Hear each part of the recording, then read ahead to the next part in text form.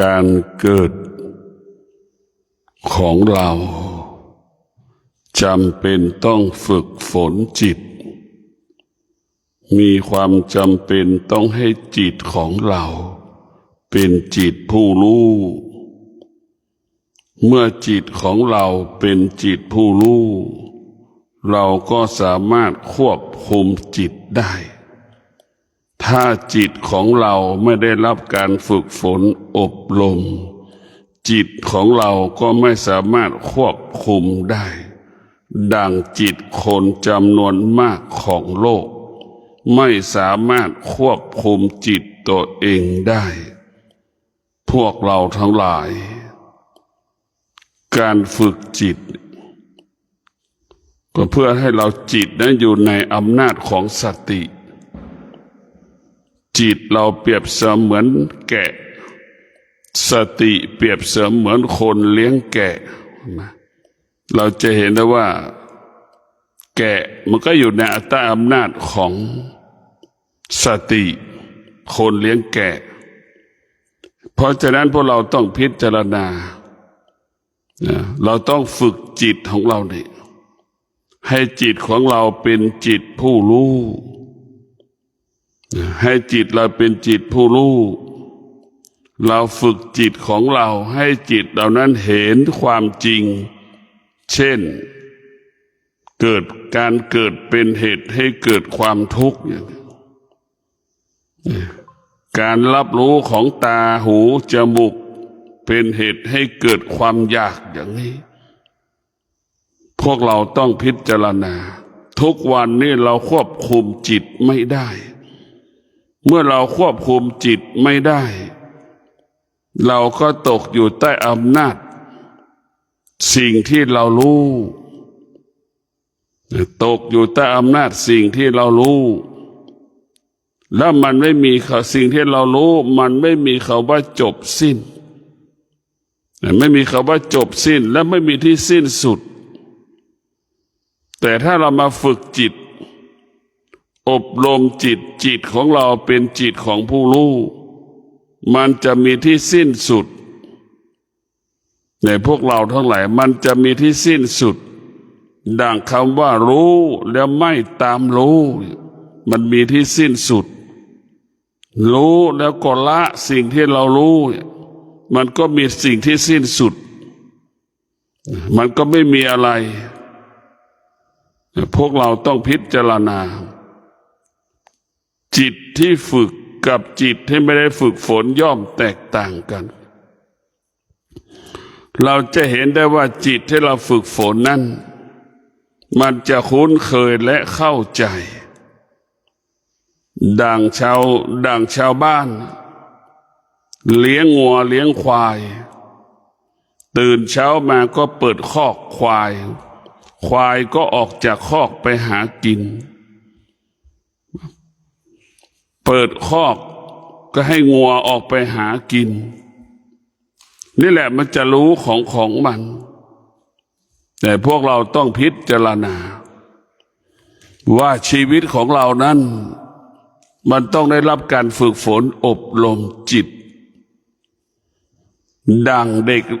งคนเลี้ยงแกะสามารถควบคุมแกะได้เช่นเดียวกับจิตเราเมื่อจิตของเราได้รับการฝึกฝนอบรม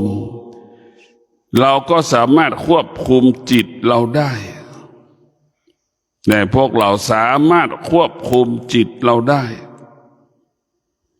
จิตของเรานั้นเป็นสิ่งที่สำคัญจิตที่ไม่ได้ฝึกฝนอบรมจิตเราก็เหมือนลิงเห็นสภาพลิงเป็นเช่นใดเรากำกับไม่ได้กำหนดไม่ได้ควบคุมไม่ได้นั่นแหละคือจิตไม่ได้ฝึกมันก็ควบคุมจิตไม่ได้เมื่อจิตเราได้รับการฝึกฝนอบรมจิตเราก็ควบคุมได้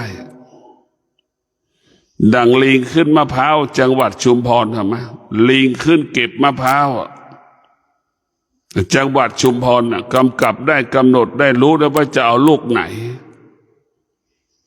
นั่นแหละคือจิตที่ฝึกฝนเราจะกำกับกำหนดควบคุมจิตเช่นเดียวกับจิตของเราเนี่ยถ้าเราฝึกจิตเราก็ควบคุมให้จิตเราอยู่เหนือความอยากได้อยู่เหนือความโลภได้ให้อยู่เหนือสิ่งที่จิตมันรู้ได้เพราะสติจะเป็นผู้กำกับจิตสติจะเป็นผู้ควบคุมจิตเมื่อจิตของเราเป็นจิตผู้รู้จิตมันจึงอยู่เหนือสิ่งที่จิตรู้สิ่งที่เราจิตมันรู้ไม่มีค่าไม่มีความหมายใดๆเมื่อจิตเป็นจิตผู้รู้จะไม่ให้ความสำคัญกับสิ่งที่เรารู้ไม่ให้ความสำคัญกับสิ่งที่เรารู้ไม่ให้ความสำคัญกับสิ่งที่เรารู้ในท่านทั้งหลายต้องพิจารณา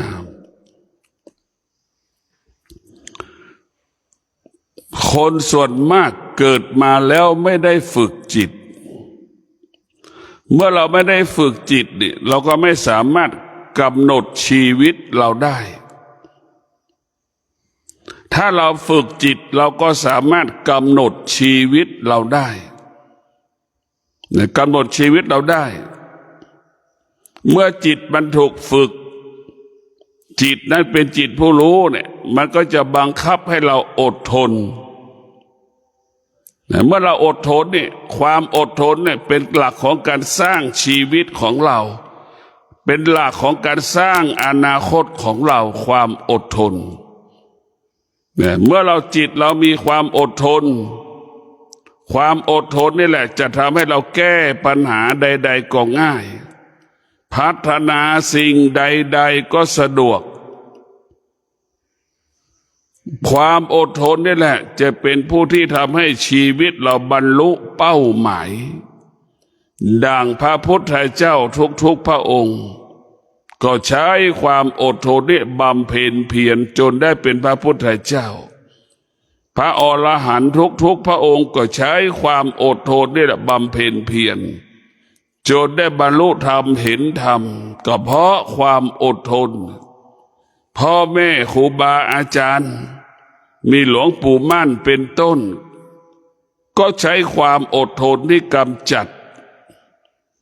ความโลภความโกรธความหลงความอยากใช้ความอดทนนี่แหละให้เราได้ต่อสู้กับกิเลสตัณหาราคะใช้ความอดทนเป็นเครื่องมือต่อสู้กับความโลภความโกรธความหลงความอยากที่มันปรากฏพ่อแม่ครูบาอาจารย์จึงเข้าถึงธรรมจึงได้บรรลุธรรมก็เพราะความอดทนเพราะเราจิตมันควบคุมได้จิตที่เราฝึกฝนอบรมควบคุมได้บังคับมันได้เหมือนเราบังคับได้เหมือนเราบังคับควายไถนานั่นแหละเหมือนบังคับงัวไถนานั่นแหละแต่จิตเราจะเป็นควายจิตเราจะเป็นงัวสติก็เปรียบเสมือนคนถือหางไถมาไถนานั่นแหละเป็นเช่นนั้นเราจะกำกับมันได้กำหนดมันได้ควบคุมมันได้เมื่อเราฝึกจิตเรากำหนดเรากำกับจิตกำหนดจิตควบคุมจิตเราแล้วว่าเราก็จะพ้นจากความยากจนแล้วว่าเราจะหลุดพ้นจากความยากจนความยากจนจะหมดสิ้นไปจากชีวิตของเราเมื่อเรานั้นฝึกจิตเมื่อเราได้รับการอบรมจิตของเราจึงจะให้เราหลุดพ้นจากความยากจนความยากจนจะหมดสิ้นไปจากชีวิตเราก็เมื่อเรานั่นแหละมีสติมีจิตที่เป็นจิตที่ควบคุมให้จิตนั้นอดทนต่อสภาพเหตุการณ์ปัญหาต่างๆจนถึงที่สุดความยากจนก็หมดไปการมีกินมีใช้ก็บังเกิดขึ้นมีกินมีใช้มีความพร้อมเครื่องอำนวยความสะดวกในการดำเนินชีวิตก็เกิดขึ้นกับครอบครัวของเราในพวกเราทั้งหลาย สตินี่สำคัญที่สุดสติจะเป็นผู้ควบคุมจิตเราก็เหมือนลูกจ้างจิตเราเปรียบเสมือนลูกจ้างนายจ้างก็ต้องสั่งลูกจ้างต้องทำแบบนี้ต้องทำอย่างนี้วันนี้ต้องทำแบบนี้วันนี้ต้องทำแบบนี้เวลานี้เวลาเช้าทำแบบนี้เวลาบ่ายทำอย่างนี้เวลา8 โมงทำตรงนี้นะ10 โมงทำตรงนี้นะเนี่ยนี่แหละคือจิตเปรียบจิตสติเหมือนนายจ้างจิตเหมือนลูกจ้างจะถูกกำกับและก็ทำตามที่นายจ้างสั่งนี่แหละพวกเราทั้งหลายจิตที่มันฝึกฝนมันก็จะมีหลักจิตที่ฝึกฝนก็จะมีหลักในยึดจิตแล้วมันยึดสติเมื่อจิตยึดสติจิตนั้นก็จะมีหลักเหมือนคนที่มีบ้านอยู่กับคนที่ไม่มีบ้านอยู่มันแตกต่างกันเราจะเห็นว่าคนที่มีบ้านอยู่แล้วก็จะมีวิธีคิดอีกอย่างหนึ่งคนที่ไม่มีบ้านอยู่ก็อีกอย่างหนึ่งมันแตกต่างกันเราต้องพิจารณาว่าการฝึกจิตที่เราฝึกฝนเนี่ยเราควบคุมได้หมดมันสร้างชีวิตเราได้สร้างอนาคตเราได้สิ่งใดเป็นสิ่งใดที่เป็นสิ่งดีงามเนี่ยมันก็จะแสวงหาความสิ่งที่ดีงามเกิดขึ้นสิ่งใดที่มันเป็นสิ่งที่ไม่ดีงามเนี่ยมันก็ละแต่พวกเราทั้งหลายจิตที่เป็นจิตผู้รู้เมื่อจิตเราเป็นจิตผู้รู้ชีวิตของเราเนี่ยอุดมสมบูรณ์ไปด้วยทรัพย์สมบัติปัจจัยสี่อุดมสมบูรณ์ให้เป็นชาวบ้านนะชาวบ้านถ้ามีจิตเป็นผู้รู้ชาวบ้านจะต้องมีชุดอุดมสมบูรณ์ไปด้วยทรัพย์สมบัติปัจจัยสี่ถ้าเป็นผู้ปฏิบัติธรรมก็ชีวิตอุดมสมบูรณ์ไปด้วยศีลสมาธิปัญญาผู้ปฏิบัติธรรมเนี่ยถ้าจิตเป็นผู้รู้ชีวิตจะอุดมสมบูรณ์ไปด้วยศีลสมาธิปัญญาผู้ปฏิบัติธรรมก็จะละความโลภความโกรธความหลงได้ละความโลภความโกรธความหลงเท่าทานความโลภความโกรธความหลงปลดเปลื้องสิ่งที่เราชอบใจปลดเปลื้องสิ่งที่เราไม่ชอบใจออกไปจากชีวิตเราได้ชีวิตเราเป็นอิสระได้ก็เมื่อชีวิตเราควบคุมจิตเราได้เราจะเห็นไหมควบคุมจิตเราก็เหมือนเครื่องบินจิตเราก็เปรียบเสมือนรถสติก็เปรียบเสมือนคนขับรถนั่นแหละเนี่ยพวกเราพิจารณาดูเราจะต้องอาศัยกันจิตเป็นเครื่องมือให้กับสติเป็นนายจ้างจิตเป็นลูกจ้างนะมะสติเป็นคนขับเครื่องบินจิตเป็นเครื่องบินเนี่ยจึงเกิดคำว่าสติกำกับจิตสติควบคุมจิตมันจึงทำให้เรานะบรรลุเป้าหมายได้ไปถึงจุดหมายได้ในเราพิจารณาว่าสตินี่สำคัญสติได้เป็นสิ่งสำคัญที่สุดนะสติเป็นสิ่งที่สำคัญเราจะเป็นต้องมีสติใช้สติถ้าเรามีสติความคิดก็ไม่มีมันจะเหลือแต่สติสมาธิเราฝึกจิตเราจะต้องอาศัยสติสมาธิเป็นหลักถ้าเราไม่ได้ฝึกจิตเราจะไปอาศัยอารมณ์ไปอาศัยความคิดเป็นหลักเห็นไหมไปอาศัยอารมณ์ไปอาศัยความคิดเป็นหลักเราต้องพิจารณาอาศัยอารมณ์อาศัยความคิดมันบ่อนทำลายชีวิตเราอยากได้ก็ตามใจจิตเราตามจิตมาตามใจความคิดตาเห็นรูปก็อยากได้สิ่งนั้นอยากได้สิ่งนี้ที่ตามันสัมผัสนี่แหละคือมันตามใจเพราะนั้นจิตที่ไม่ได้ฝึกนี่มันตามใจจิตไม่มีอะไรมาควบคุมจิตเหมือนคนอย่างเศรษฐีลูกเศรษฐีทั้งหลายมีเงินจำนวนมากแต่ไม่สามารถควบคุมความอยากความโลภความโกรธความหลงได้จนถึงที่สุดลูกเศรษฐีกลายเป็นคนยากจนเห็นไหมเพราะมันควบคุมจิตไม่ได้มันก็ยากจน แต่พวกเราทั้งหลายเราบุคคลที่ยากจนแล้วฝึกจิตอบรมจิตควบคุมจิตได้มันจะแตกต่างเมื่อเราควบคุมจิตได้เราจะต้องอดทนเห็นไหมเมื่อเราอดทนมีวิริยะภาคเพียรมันก็มีทรัพย์มีสมบัติแล้วว่าความยากจนก็หมดสิ้นไปการมีกินมีใช้ก็บังเกิดขึ้นกับชีวิตครอบครัวของเรานี่แหละธรรมะของพระพุทธเจ้าจะง่ายๆที่สุดให้เรารู้โดยสติเพราะไม่ได้บอกให้เป็นนิพพานนะพ่อแม่ครูบาอาจารย์พระพุทธเจ้าก็ไม่ได้สอนให้เราเป็นนิพพานสอนให้เราบริสุทธิ์ให้เราบริสุทธิ์ทุกวันนี่คือสำคัญที่สุดให้เราหมดจดทุกวันให้เราผ่องใสทุกวันให้เราสะอาดทุกวันกายวาจาใจเราเนี่ยให้สะอาดคือหลักการก็คือให้เราสะอาดทุกวันในการดำเนินชีวิตของเรานี่สะอาดบริสุทธิ์ทุกวันนี่แหละคือหลักการของธรรมะภาคปฏิบัตินะเราต้องพิจารณาเราเห็นแล้วว่าประโยชน์ของการฝึกจิต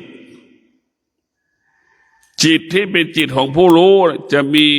ทำให้ชีวิตเรานั้นอยู่ห่างเรียกว่าอยู่ห่างของที่มันร้อนไม่สามารถทำให้เรานั้นสะเทือนหวั่นไหวได้เช่นตาเห็นรูปก็ไม่มีค่าไม่มีความหมายใดๆหูได้ยินเสียงก็ไม่มีค่าไม่มีความหมายใดๆจมูกสัมผัสกับกลิ่นก็ไม่มีค่าไม่มีความหมายใดๆนี่แหละคือจิตที่มันเป็นจิตผู้รู้มันจะไม่ให้ค่าสิ่งที่เรารู้ทั้งระบบจิตผู้รู้จึงทำให้จิตเราเป็นอิสระทำให้จิตเราเป็นอิสระได้เพราะเราจิตของเราเป็นจิตผู้รู้นี่แหละจิตผู้รู้ทั้งหลายเนี่ยก็จะรู้จักตนเองจิตผู้รู้ก็เลยจะรู้จักตนเองเช่นเวลานี้เป็นเวลาที่เข้ายากหมากแพงอย่างเงี้ยเราก็จะจัดระเบียบในการอยู่จัดระเบียบในการดำเนินชีวิตเราจะอยู่ตามความเป็นจริงเรียกว่ากินตามความเป็นจริงอยู่ตามความเป็นจริงความเป็นจริงก็คือเราไม่มีสตางค์เราก็ต้องอดทนนี่เราจะต้องอยู่กับความเป็นจริงก็คือความอดทนการอยู่ร่วมกันเวลานี้นอกจากเข้ายากหมากแพงแล้วมันก็ส่งผลเกิดผลให้กับคนจำนวนมากหงุดหงิดง่ายโมโหง่ายไม่พอใจง่ายจึงทำให้เกิดคำว่าความขัดแย้งเกิดขึ้นกับครอบครัวในสังคมเราได้โดยง่ายก็เพราะผลมาจากนี่แหละพวกเราทั้งหลายผลจากการไม่ได้ฝึกจิตนี่แหละผลจากการไม่ได้ฝึกจิตมันจึงควบคุมจิตไม่ได้เมื่อควบคุมจิตไม่ได้มันก็กลายเป็นสุนัขเห็นไหมอะไรมันก็เห่าหอนไปหมดเห่าหอนทุกอย่างในสุนัขเห็นไหมนั่นแหละมันเห่าหอนตลอดการเวลาเราพิจารณาดูถ้าเราไม่ได้ฝึกจิตเนี่ยจิตมันก็ควบคุมไม่ได้เพราะฉะนั้นการฝึกจิตเราจะคุ้นเคยให้เรามีสติจิตเราเป็นจิตผู้รู้มันจะกินตามความเป็นจริงนอนตามความเป็นจริงดำเนินชีวิตตามความเป็นจริงจะไม่ฟุ่มเฟือยจะมีแต่คำว่าประหยัดมัธยัสถ์อดทนกับเหตุการณ์ที่มันเข้ายากหมากแพงนี่พวกเราทั้งหลายเราไปอยู่หน้าที่ใดก็แล้วแต่เราจะต้องมีสติควบคุมจิตให้จิตเหล่านั้นเท่าทานอารมณ์บุคคลรอบตัวเราเช่นบุคคลรอบตัวเราเนี่ยมันโมโหง่ายหงุดหงิดง่ายเราก็จะไม่อยู่ใกล้มันเมื่อเรารู้มันหรือมันแสดงอาการเราก็อยู่ห่างๆเรียกว่าอยู่ห่างๆมัน นี่แหละคือเราว่าเราจะไม่ตอบสนองอารมณ์ความรู้สึกของบุคคลอื่นๆโดยเฉพาะเวลานี้เป็นช่วงเวลาที่คนไทยทุกข์ใจทรมานใจลำบากใจกับความเป็นอยู่รายรับรายจ่ายขอให้พวกเราทั้งหลายเรียกว่าความทุกข์ที่มันกำลังเกิดขึ้นขนาดนี้ในการใช้จ่ายชีวิตประจำวันนี่มันลำบากจริงๆก็ขอให้เราได้มีสติและอดทนอย่าได้ท้อให้เข้าใจว่าทุกอย่างอยู่ภายใต้การเปลี่ยนแปลงทุกอย่างอยู่ภายใต้การเปลี่ยนแปลงการเปลี่ยนแปลงนั้นขอให้เรามีสติ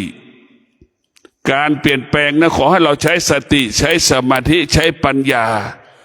การเปลี่ยนแปลงนั้นจะเป็นบวกการเปลี่ยนแปลงนั้นจะเกิดความดีงามเกิดความงอกงามกับชีวิตของเราถ้าการเปลี่ยนแปลงนั้นเป็นเรื่องของความคิดเป็นเรื่องของอารมณ์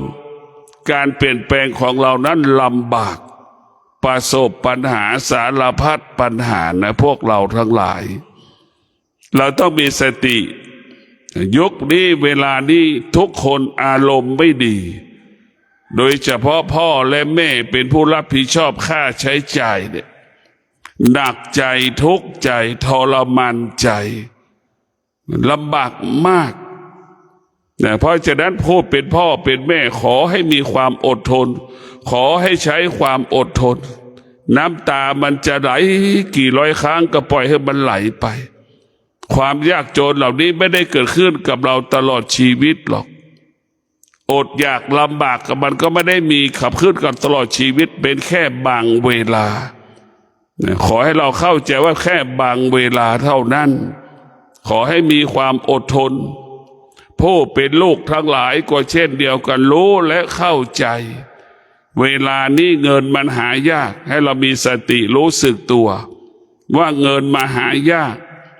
เรามีสติรู้สึกตัวให้กำลังใจพ่อให้กำลังใจแม่เราจะทำอย่างไรให้แม่นั้นมีความสุขให้พ่อมีความสุขในการดำเนินชีวิตอยู่แต่ละวันแต่ละวันแต่ละวันนี่คือสิ่งสำคัญพ่อแม่ครูบาอาจารย์ทั้งหลายเนี่ยจึงมาฝึกจิตอบรมจิตให้จิตของเรานั้นเป็นจิตผู้รู้ดังไก่ถึงเวลาแล้วมันจะขันตีหนึ่งมันก็จะขันตีสองมันก็ขันตีสามมันก็จะเริ่มขัน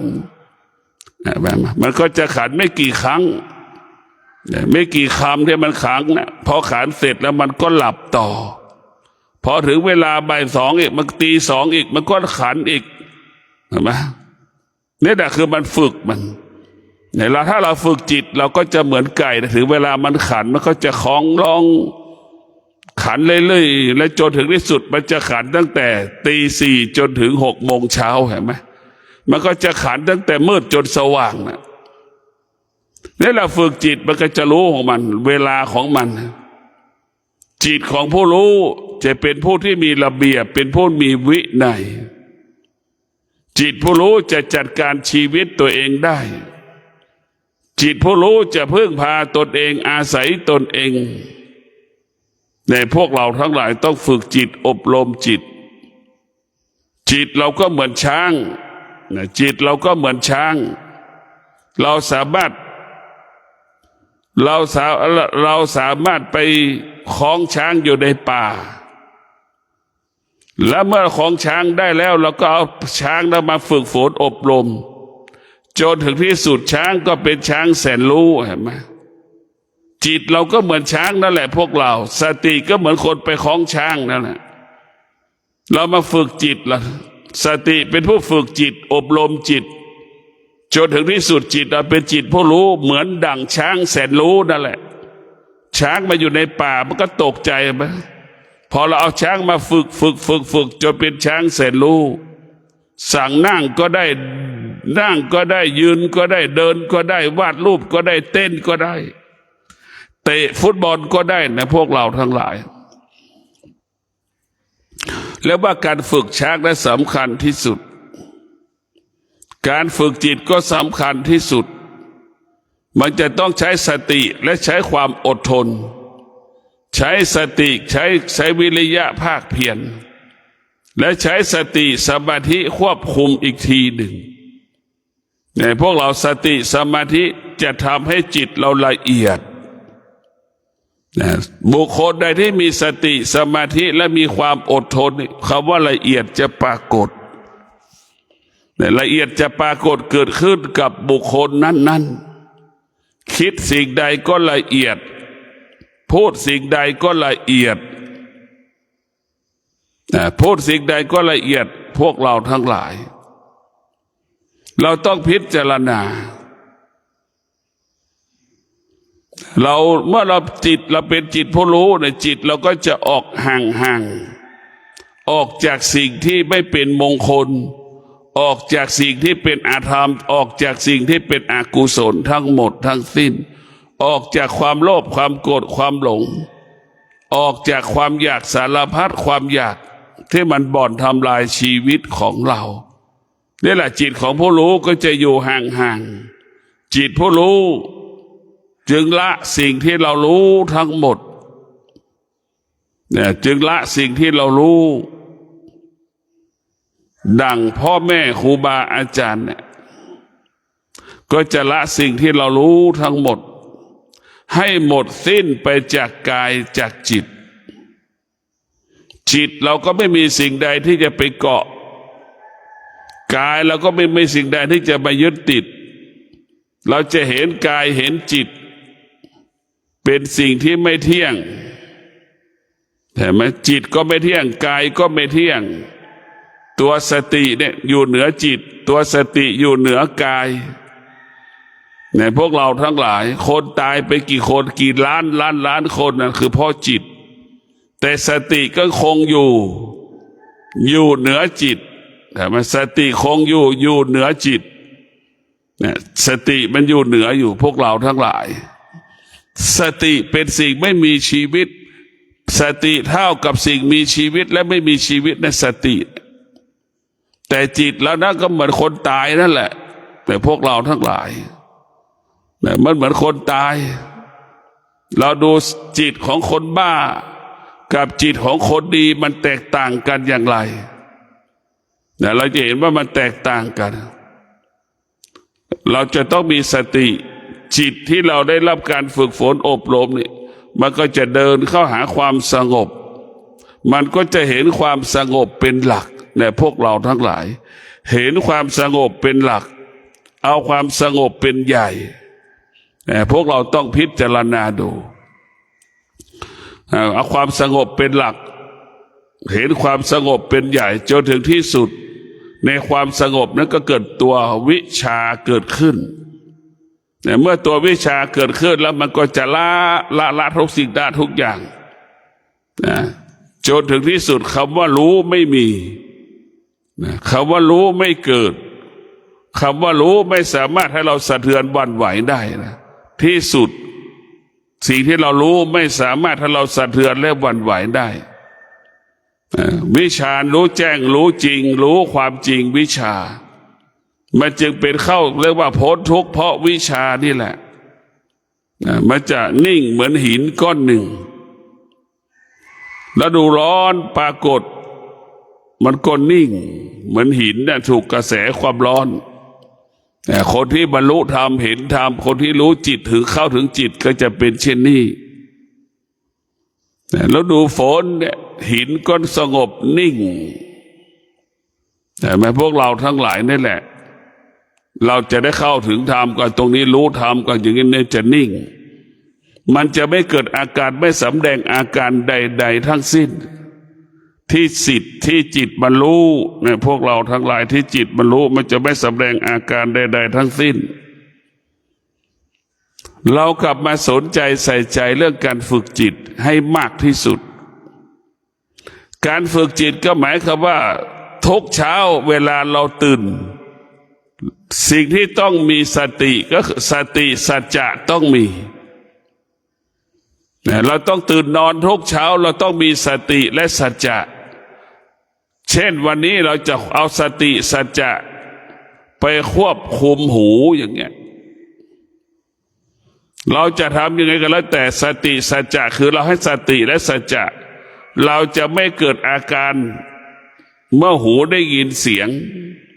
เราจะไม่สำแดงอาการชอบใจไม่ชอบใจเมื่อหูได้ยินเสียงเนี่ยเราจะไม่ออกอาการสุขกับทุกข์เมื่อหูมันได้ยินกับเสียงสัมผัสกับเสียงอย่างเงี้ยนี่แหละสติสัจจะนี่คือการฝึกจิตเมื่อเรามีสติสัจจะเนี่ยนั่นแหละคือการฝึกจิตเราฝึกหูของเราเอาสติสัจจะไปควบหูของเราหูมันสัมผัสกับเสียงไม่ให้มันยึดติดในเสียงไม่ให้มันหลงในเสียงจนถึงที่สุดหูเราก็เป็นหูที่มันว่างเปล่าปราศจากเสียงมากระทบมันก็ไม่เกิดอาการไม่สำแดงอาการเหมือนตะกร้านั่นแหละปราศจากขยะหูของเราก็เหมือนขยะถังขยะการรับรู้ของเสียงก็เปรียบเสมือนขยะตะกร้าที่ไม่มีขยะนะถ้าหูเราฝึกสติเรามีสติเรามีสัจจะเราจะไม่เกิดอาการดีใจเสียใจชอบใจทุกข์ใจไม่พอใจเวลาหูมันรับรู้ในเสียงเนี่ยมาหูมันก็ว่างเหมือนตะกร้าปราศจากขยะว่างเปล่าแบบนั้นแหละจมูกเราก็เหมือนกันตื่นเช้ามาอีกวันแล้วก็เอาจมูกอีกมีสติมีสัจจะเราจะไม่ให้จมูกไปตกอยู่ใต้อำนาจกลิ่นจะชอบใจไม่ชอบใจก็ไม่ให้มันเกิดเราจะไม่หลงในกลิ่นเราจะไม่ติดในกลิ่นนี่แหละเรามีสติสัจจะควบคุมสุขทุกข์ไม่ให้เกิดในกลิ่นเราไม่ให้กลิ่นนั้นเกิดคำว่าพอใจไม่พอใจจนถึงที่สุดจมูกเราก็ว่างเปล่าเหมือนตะกร้านั่นแหละพวกเราทั้งหลายเหมือนตะกร้าที่ไม่มีขยะปราศจากขยะเนี่ยตะกร้ามันว่างหมดเลยในพวกเราทั้งหลายถ้ามีสติสัจจะนั้นมันก็จะว่างตลอดเวลาเพราะเราขาดสติขาดสัจจะเหมือนตะกร้าเต็มไปด้วยขยะไม่มีใครเอาไปทิ้งอีกเพราะเราไม่มีสติสัจจะใช่ไหมไม่มีขยะไปทิ้งขยะก็ล้นถังอีกโหลดถึงพื้นอีกเต็มเป็นพื้นเห็นไหมสกปรกอีกนั่นแหละแต่พวกเราต้องพิจารณามันจะมันลกลุงลังไปหมดถ้าเราไม่มีสติสัจจะชีวิตเราก็จะลกลุงลังเหมือนถังขยะที่มันเต็มไปหมดขยะเต็มถังเห็นไหมล้นถังอีกเนี่ยนี่แหละคือพอเราต้องพิจารณาการมีชีวิตอยู่นี่สำคัญที่สุดพวกเราการมีชีวิตอยู่มันเป็นเรื่องใหญ่ที่สุดเราต้องมีสติมีปัญญาในการดำเนินชีวิตในการมีชีวิตอยู่นั่น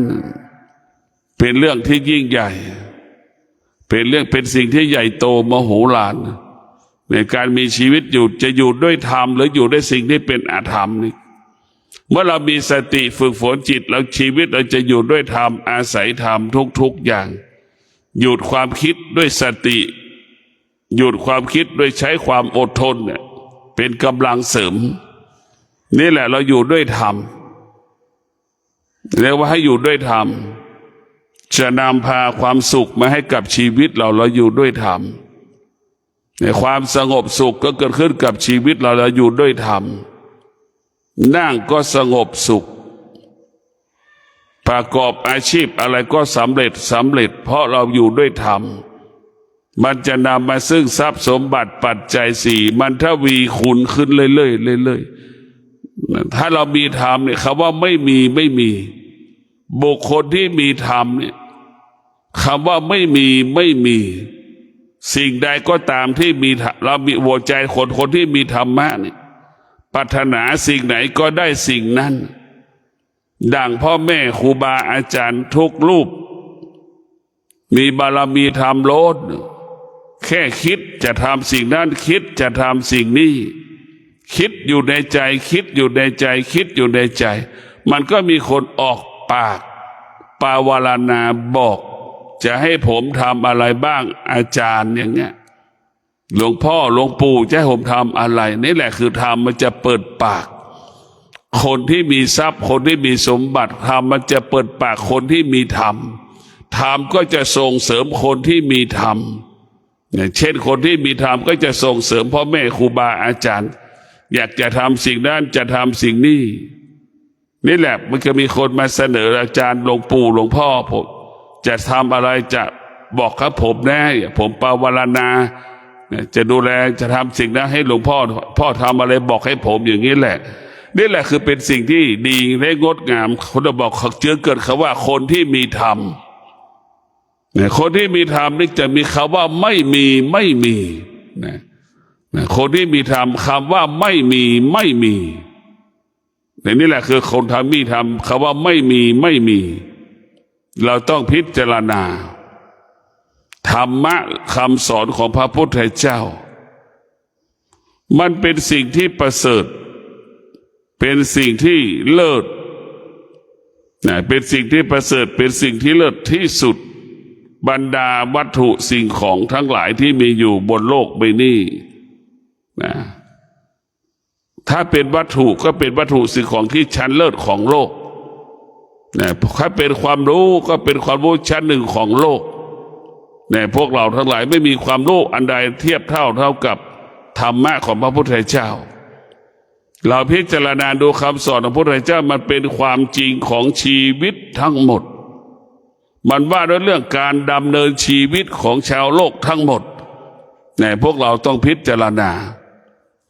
มันว่าด้วยเรื่องการดำเนินชีวิตทั้งหมดเลยเราต้องพิจารณาอยู่ตลอดเวลาสิ่งเหล่านี้เนี่ยพวกเราต้องพิจารณาว่าความจริงมันเป็นไหมเนี่ยเราต้องการความจริงเราจะต้องยึดธรรมเป็นหลักยึดธรรมฝึกสติเอาสติมาฝึกจิตเอาสติมาอบรมจิต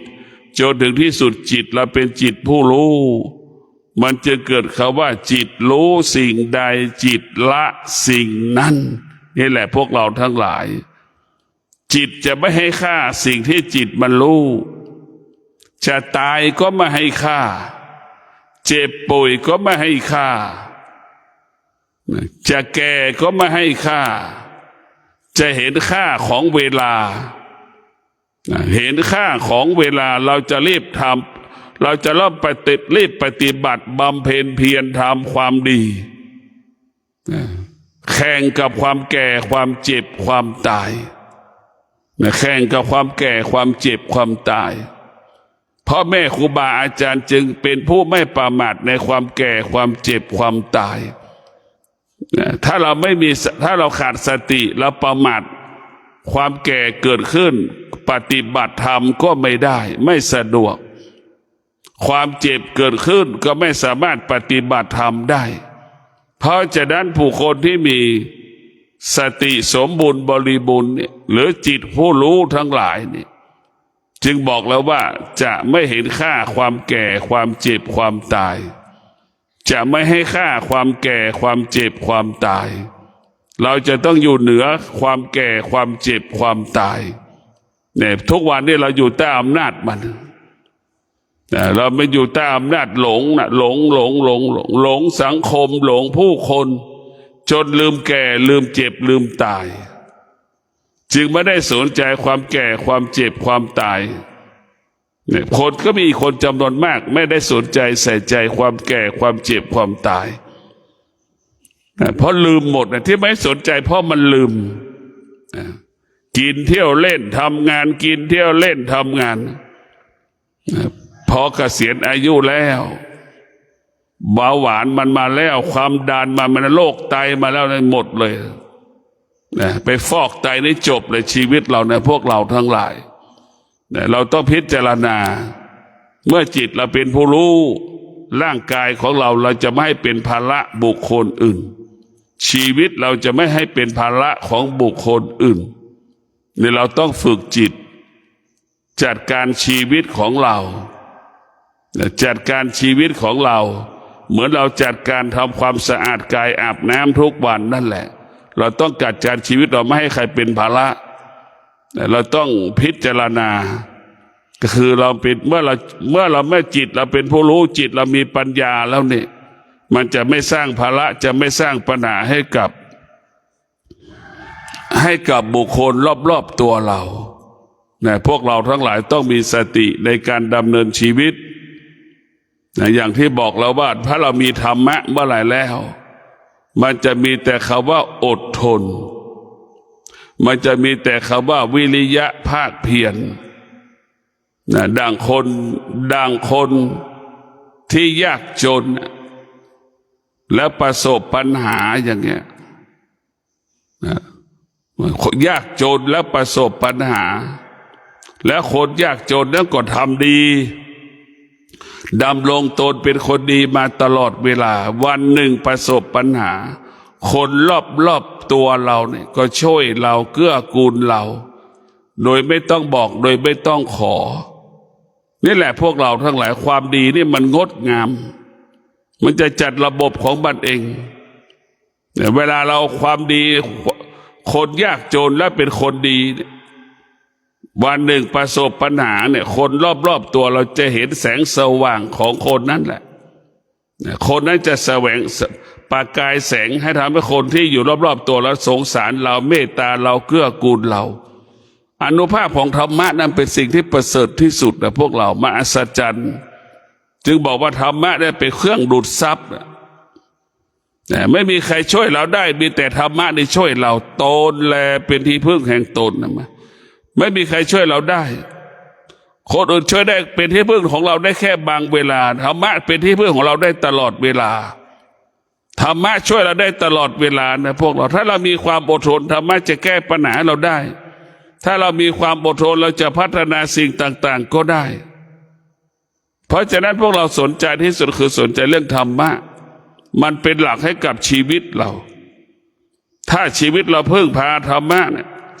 ชีวิตของเรานี่ก็จะอยู่แต่คำว่าอบอุ่นจิตเราก็อบอุ่นจิตเราก็มีแต่ความสุขจิตแล้วมีแต่คำว่าความเจริญความรุ่งเรืองความงอกงามก็เกิดขึ้นกับชีวิตของเราเนี่ยเพราะเรามีจิตของเราเนี่ยมันจะสำคัญจิตที่ฝึกฝนจิตที่อบรม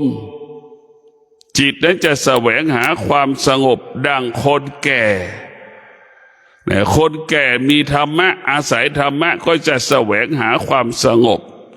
คนแก่ที่ไม่มีธรรมะก็จะไปแสวงหาความสุขมันจะแตกต่างคนหนึ่งไปแสวงหาความสงบคนหนึ่งไปแสวงหาความสุขสถานที่คนที่ไปหาความสงบก็เป็นอีกรูปแบบหนึ่งสถานที่คนไปแสวงหาความสุขก็อีกอย่างหนึ่งเรานึกดูว่าแก่แล้วเนี่ยคนหนึ่งไปแสวงหาความสุขคนหนึ่งแสวงหาความส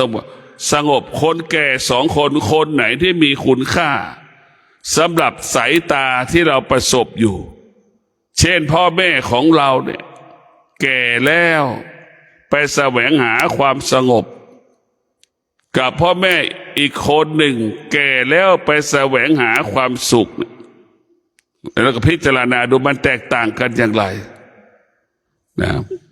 พ่อแม่คนไหนที่ไปแสวงหาความสงบลูกจะมีความสุขพอแก่แล้วพ่อแม่คนไหนแก่แล้วไปแสวงหาความสุขพ่อลูกเกิดความทุกข์ทันทีนะเกิดความทุกข์ทันทีเราจะสังเกตพิจารณาว่าแก่ด้วยธรรมะแก่แล้วอาศัยธรรมะเป็นที่รักของลูกของหลานนะแก่แล้วไปอาศัยความสุขเพิ่งพาความสุขเนี่ยเป็นที่รังเกียจของลูกของหลานนะมันคนละอย่างพวกเราทั้งหลายความสุขความสุขกับความสงบนั้นแตกต่างกันทุกคนจะรู้ว่าความสุขกับความสงบแตกต่างกันโดยอัตโนมัติทุกคนก็จะให้ค่าความสงบเช่นพ่อแม่ไปแสวงหาความสงบเป็นที่รักของลูกเป็นที่เคารพของลูกพ่อแม่ไปแสวงหาความสุขเนี่ยเป็นที่รังเกียจของลูกมันแตกต่างกันมันแตกต่างกันเลยอันหนึ่งเป็นที่รักเป็นที่เคารพอีกอันหนึ่งเป็นที่รังเกียจพวกเราจะต้องพิจารณาชีวิตของเรานั้นอยู่ภายใต้การเปลี่ยนแปลงของการเปลี่ยนแปลงตลอดเวลาบุกจิตของผู้รู้เนี่ยก็จะอยู่กับการเปลี่ยนแปลงนั้นได้ เท่าทานการเปลี่ยนแปลงนั้นท้ายสุดจะอยู่เหนือการเปลี่ยนแปลงอยู่เหนือการเปลี่ยนแปลงการเปลี่ยนแปลงนั้นไม่มีค่าไม่มีความหมายใดๆหัวใจของคนที่เป็นหัวใจผู้รู้จะอยู่เหนือสิ่งที่เรารู้จะละสิ่งที่เรารู้จนถึงที่สุดสิ่งที่เรารู้เราก็ไม่ตามรู้พวกเราต้องพิจารณารู้แล้วเราไม่ตามรู้มันก็ไม่มีอะไรรู้แล้วเราก็ละรู้แล้วเราก็ละและมันก็ไม่มีอะไรมันมีแต่คำว่าว่างเปล่าดังตะกร้าขยะปราศจากขยะมันเป็นเช่นนั้นก็ขอความสุขสวัสดีจงเกิดแก่ท่านทั้งหลายขอให้ท่านทั้งหลายมีสติอดทนกับการดำเนินชีวิตว่ายุคนี้เวลานี้เข้ายากมากแพงขอให้ผู้เป็นพ่อเป็นแม่มีความอดทนอย่าน้อยใจอย่าเสียใจอดทนอดทนจึงเกิดคำว่าชนะสำเร็จอดทนชนะสำเร็จที่ไม่สำเร็จเพราะไม่อดทนขอให้พวกเราทั้งหลายอดทนหยุดยั้งอารมณ์หยุดยั้งความรู้สึกยามใดไม่พอใจเราก็มีสติที่จะหยุดยั้งความไม่พอใจเราหยุดยั้งความไม่พอใจมันก็ไม่เกิดเหตุการณ์ต่างๆเกิดขึ้นเพราะฉะนั้นเหตุการณ์ต่างๆที่มันเกิดขึ้นก็เพราะเราขาดสติขาดความอดทนมันจะเกิดสร้างภาระสร้างปัญหาอีกจนให้เรานั้นลำบากกายลำบากใจตลอดเวลาก็ขอให้ท่านทั้งหลายมีสติการฝึกจิตให้จิตของเราเป็นจิตผู้รู้เมื่อจิตเราเป็นจิตผู้รู้จิตเราก็จะอยู่เหนือสิ่งที่เรารู้สิ่งที่เรารู้ก็ไม่มีสามารถทำให้เราสะเทือนหวั่นไหวได้จิตเราก็อยู่ควบคุมสิ่งที่เรารู้ได้ขอเจริญพร